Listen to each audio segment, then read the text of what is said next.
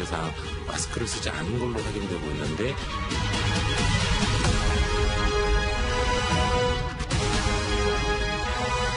서울에서 발생한 가장 규모가 큰 집단 감염 사례로서 매우 심각하고 또 위중하게 이 상황을 인식하고요.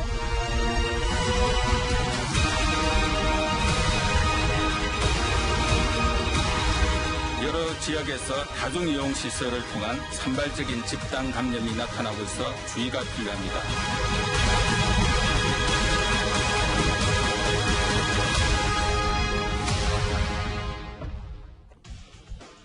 예, 오늘 뉴스탑10은 먼저 서울 신도림으로 가보겠습니다. 1위가 바로 나왔습니다. 보건당국이 가장 우려했던 일이 일어났습니다. 신도림동 콜센터에서만 현재까지 최소 64명 무더기로 코로나 확진자가 나왔습니다. 서울 최대 집단 감염이 된 건데요. 정부 당국의 오늘 발표부터 먼저 들어보겠습니다. 확진 환자 46명은 모두 동 콜센터가 소재한 건물 11층에 근무한 것으로 11층에 근무하는 207명에 대한 역학조사 및 검체 검사가 진행 중에 있습니다. 서울 경기 지역은 인구가 1000만, 2000만이고 또 굉장히 밀집된 그런 환경이기 때문에 집단 통로 시에 또는 의료기관 노출 시에 가장 위험한 시나리오라고 보고 있습니다. 서울에서 발생한 가장 규모가 큰 집단 감염 사례로서 저희들은 매우 심각하고 또 위중하게 이 상황을 인식하고요. 예, 오늘 이 뉴스로 시작을 해야 할 것 같습니다. 이현정 의원님. 네. 서울시 발표로는 최소 64명 수도권 첫 집단 감염 터질 게 터진 겁니까? 가장 우려하던 상황이 이제 서울 지역에서 벌어진 것 같습니다. 아시겠지만 신도림 같은 경우는 하루에 9만 명 정도가 이용할 정도로 교통의 요지라고 할 수가 있겠습니다. 바로 그 신도림역 근처에 있는 지금 콜센터인데요. 이 콜센터 11층에 있는 한 층에 있는 207명 정도가 되는 이제 콜센터 요원들이 근무를 하고 있습니다. 예. 근데 현대까지 확인된 바에 따르면 지난 4일쯤에 직원 한 명이 어떤 증상이 있었다고 그래요. 그 이후에 아마 확진이 쭉 되면서 현재까지 64명이 지금 일단 확진이 됐고 지금 나머지도 지금 조사를 벌이고 있는데 문제는 이곳에 지금 콜센터에 2층뿐만 아니라 다른 층에도 많은 직원들이 근무하고 있다고 합니다. 그렇죠. 또 많은 인원이 여기 이 건물에 또 근무를 하고 있고 해서 그리고 또 이분들이 실제로 서울시 전역과 인천, 경기 지역에 다 거주를 하고 계세요. 그런 상황을 종합하면 결국 이번에 신도림역 이 건물에서 벌어진 확진 사태가 굉장히 크게 확대될 가능성이 여전히 있어 보입니다. 신혜영 교수님. 예.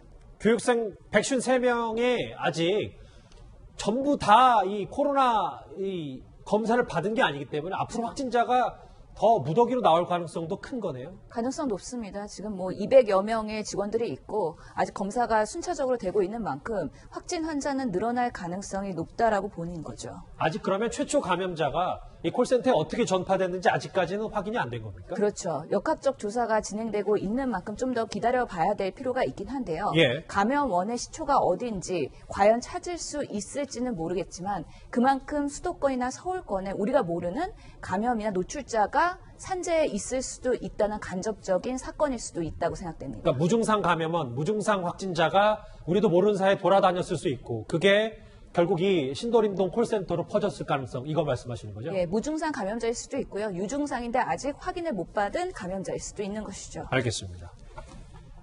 자, 그렇다면 이 신도림동 콜센터에서는 도대체 무슨 일이 있었던 걸까요?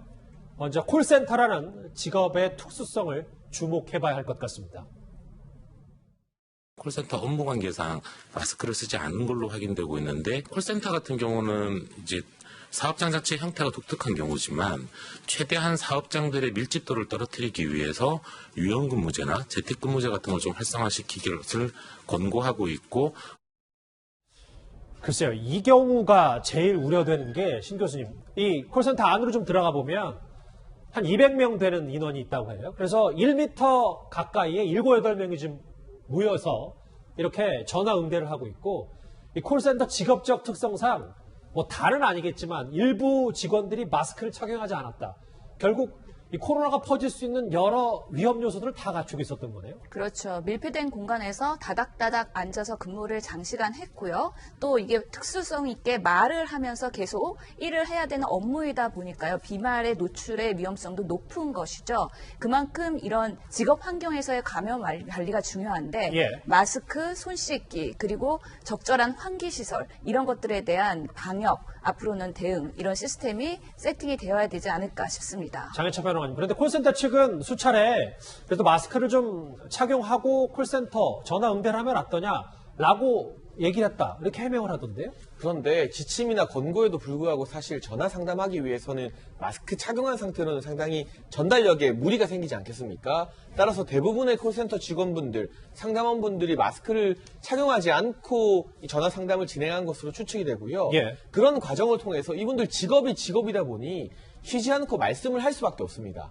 당연히 주위에 계속해서 비말이 튈 수밖에 없고 어떻게 보면 신천지 교회가 굉장히 특수한 예배 방식으로 전달이 굉장히 빨리 됐잖아요. 그렇죠. 그런데 신천지 예배는 2시간가량이라면 이분들은 하루에 8시간 넘게 밀폐된 공간에서 따닥따닥 붙어서 쉬지 않고 계속 말을 하는 겁니다. 신천지 교회의 집단 감염 양상과 상당히 흡사한 어떤 구조가 콜센터라는 말을 할 수밖에 없는 것이고 그런 점에 미루어 보면 지금 방역당국이 해당 건물에 취하고 있는 조치가 저는 너무 미온적인 게 아닌가. 이 건물의 7층, 8층, 9층도 다른 콜센터 사무실입니다. 예. 그런데 그 부분에 대해서 아직까지 자가격리 조치가 이루어지지 않고 있고 외부에서 선별 진료만 하고 있는데 또 한 가지 제가 이 현장 상황을 전해드린 것으로 지적하고 싶은 문제가 무엇이냐. 외부에서 이 11층에 근무하는 분들이나 다른 층에 근무하는 상근 근로자들 뿐만 아니라 인근 주민들을 다 섞어서 지금 진료를 받고 있어요. 이게 야외라는 이유로 감염 가능성이 낮다고 주장을 하고 있는데 예. 너무나 안일한 대응이 아닌가. 자칫하면 서울 시내에서 다시 한번 제2의 신천지 사태처럼 이 지역 감염이 활성화될 수 있는 중차대한 시점임에도 불구하고 해당 건물을 지금 방역하는 우리 당국의 대응이 저는 미온적이라는 생각을 지우기 어렵습니다. 신 교수님, 저하고 네. 이 부분 같이 볼게요. 알려진 바에 따르면 최근까지도 이 콜센터 직원들이 냉장고에 도시락을 넣고 나중에 다 꺼내서 한꺼번에 같이 나눠 먹기도 했고 심지어 회식까지 했다. 이게 지금 비말 감염으로 인해서 퍼질 수밖에 없는 요소였던 거네요. 그렇죠. 우리가 식사를 같이 하면서도 대화를 나누게 되고요. 마스크를 쓰면서 식사를 하는 경우는 없으니까요. 비말에 노출될 가능성이 높은 거죠. 그만큼 우리가 예전에 3번 환자랑 6번 환자가 식사를 같이 하면서 감염되는 사례도 있지 않았습니까? 예. 그런 만큼 지금 업무 환경도 다닥다닥 있는 특성에 노출될 우려가 있었는데 식사까지 같이 했으니까요. 아마 같이 식사한 분들끼리 이런 바이러스를 공유했을 가능성, 이것도 배제를 못하는 것이죠. 화면에 이 콜센터가 상주해 있는 이 빌딩 화면이 계속 나갔었거든요. 이 콜센터가 있는 코리아 빌딩은 지하 6층, 지상 19층입니다. 이 건물에는 주거시설인 오피스텔을 비롯해서 웨딩홀과 산후조리원까지 자리하고 있습니다.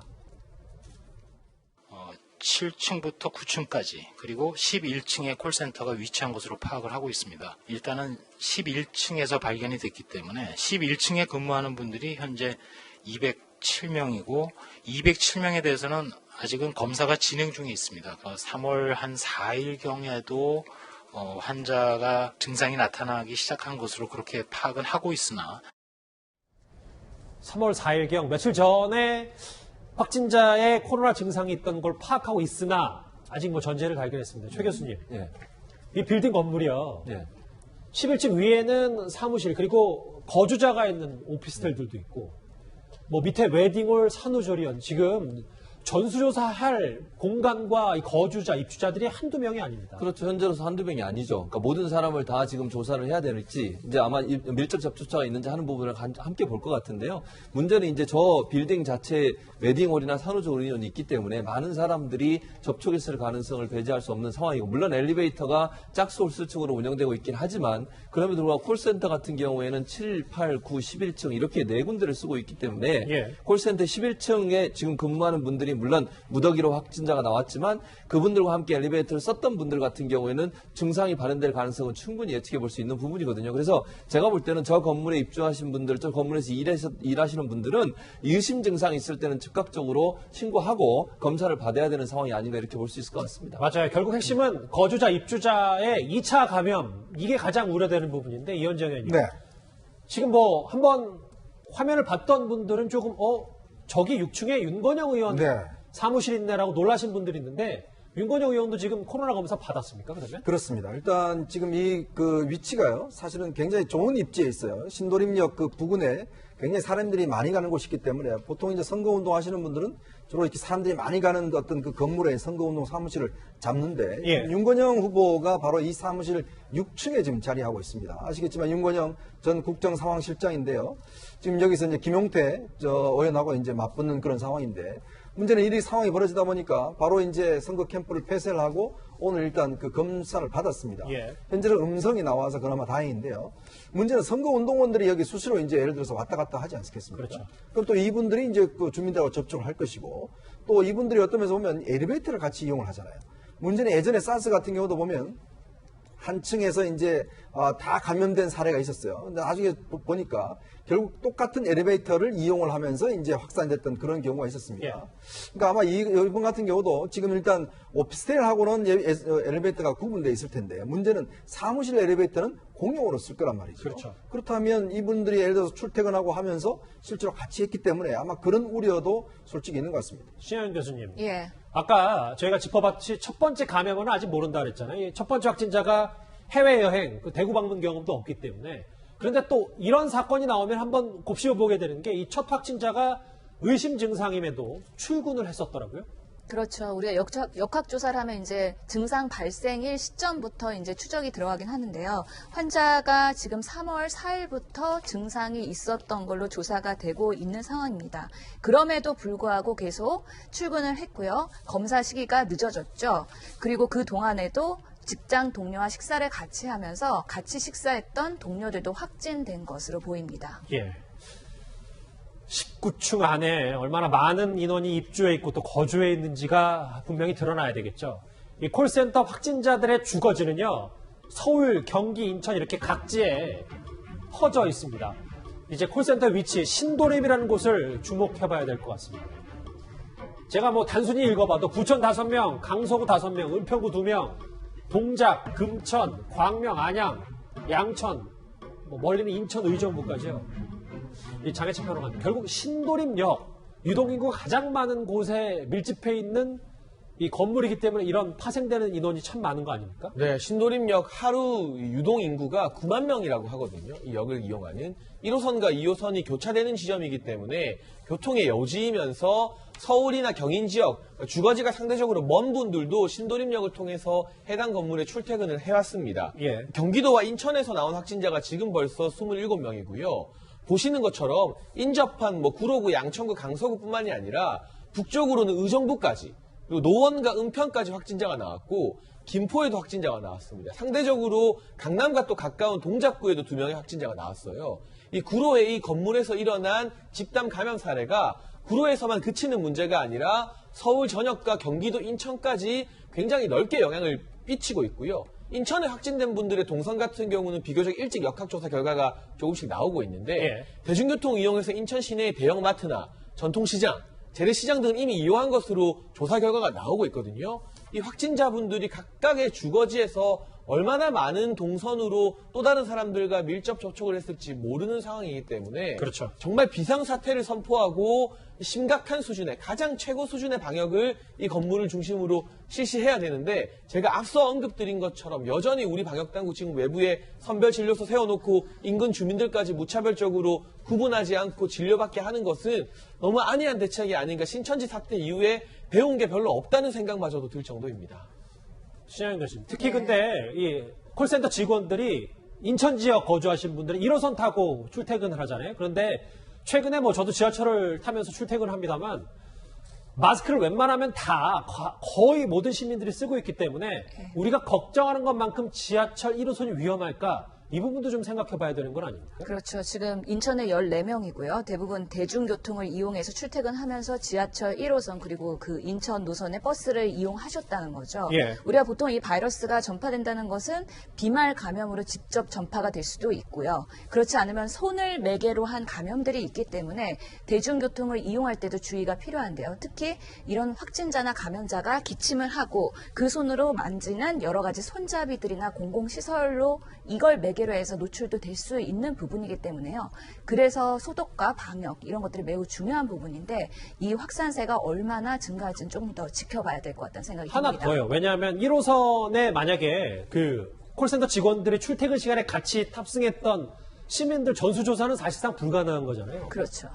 그러면 이거는 단순히 1호선을 탔다고 해서 글쎄요. 그 비슷한 시간에 확진자들이 본인 스스로가 코로나 검사를 받는 수밖에 없는 겁니까? 지금 이 출퇴근이 지하철 1호선으로 이루어졌다면? 참으로 어려운 부분이긴 합니다. 이게 순식간에 대중에 노출됐을 때 어디까지 전파될 수 있느냐에 대한 판단을 해야 되는 부분인데요. 역학조사에서 지금 그런 동선을 공개하고 그 시간과 장소를 공개하는 만큼 예. 그 공개되는 시간에 내가 그 대중시설을 이용했는지 그런 것들을 확인할 필요가 있는 거고요.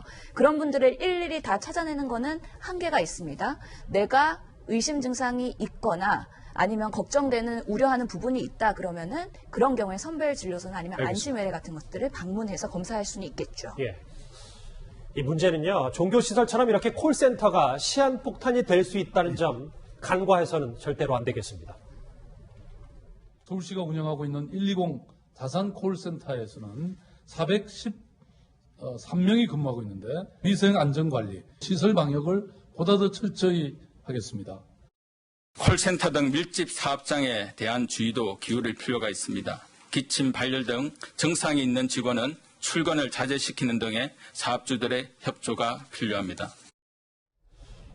정리를 좀 해보겠습니다. 정부 당국은 이 콜센터 감염이 제2의 신천지 같은 확진자 폭발이 되지 않도록 예의주시하고 있다는 의미심장한 발언까지 했습니다. 같이 들어보시죠.